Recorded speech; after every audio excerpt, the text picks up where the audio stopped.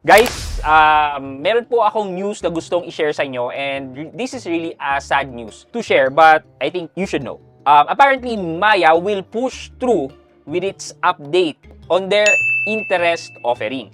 Ano ibig sabihin? Well, naaalala nyo ba nung March na meron silang announcement na by April 1 daw ay magbababa na sila ng interest rate sa savings nila from 3.5% to 3%? And naalala nyo rin ba na hindi daw magpupush through yan ng April 1 and mag-standby na lang daw sa further updates? Well, apparently, merong update na naman si Maya na ayan ang pag-uusapan natin. So, samahan nyo ako.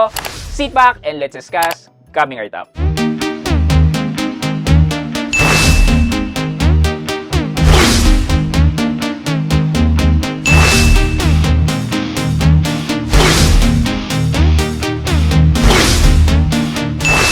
Hi guys, this is Pat and you're in Pat Quintos Review TV. So if you're new to my channel, I do reviews about personal finance na meron akong experience or meron na akong knowledge. Yung ginawa ko na ng videos and playlists makikita nyo dito sa taas, at kung bago ka dito sa channel ko, you may want to consider subscribing to my channel. Yeah, meron na naman ngang update, and this time it will be in effect on May 1, which is couple of days from today. And ito, basahin natin itong notification from Maya. Advisory update on Maya Savings. Update on Maya Savings. Starting May 1, 2026, the base interest rate of Maya Savings will be adjusted to 3% per annum.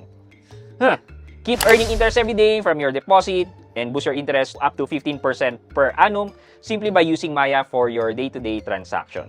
And yeah, ito yung mga other details. Yeah, so basically the update would cover the adjustment nga nung base interest rate from 3.5% to 3%. Hindi ko alam, pero it's a sad news. I think it's inevitable naman na mangyari kasi feeling ko nagkaroon na ng previous announcement, plano na talaga nila magbaba ng interest.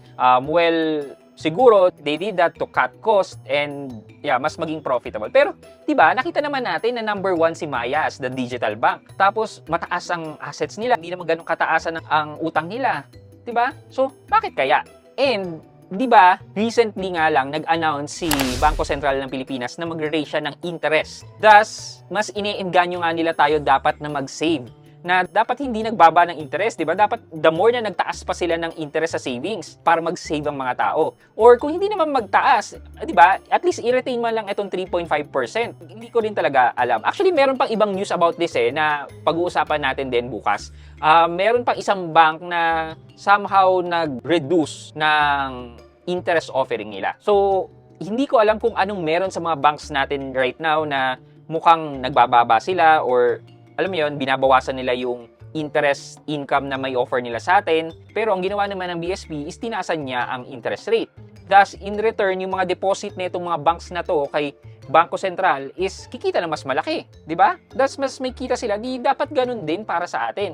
And yung deposits natin na pinapahiram din nila sa mga naglo-loan sa kanila is tinasan din nila ng interest. Thus, mas kikita sila. Di ba? Bakit? Bakit kaya? Well, hindi natin alam kung bakit. Pero yeah, yun lang naman yung thinking out loud ko. Kayo, ano sa tingin nyo? Anong reason? Ba't kailangan ni Maya i-continue ngayon itong pagbaba niya ng interest given na tinaasan naman ni BSP ang interest? Anyway, yun lang muna for this morning's video. Abangan nyo po ang video natin tonight. I hope you like this video. Leave a thumbs up, and if not, wala nang problema dyan. But continue to support me by subscribing to my channel by clicking the subscribe button and also the bell button sa subscribe para makareceive kayo ng latest notification sa lahat ng upload ko. Again guys, this is Pat Quinto and you're in Pat Quintos Review TV. Bye-bye!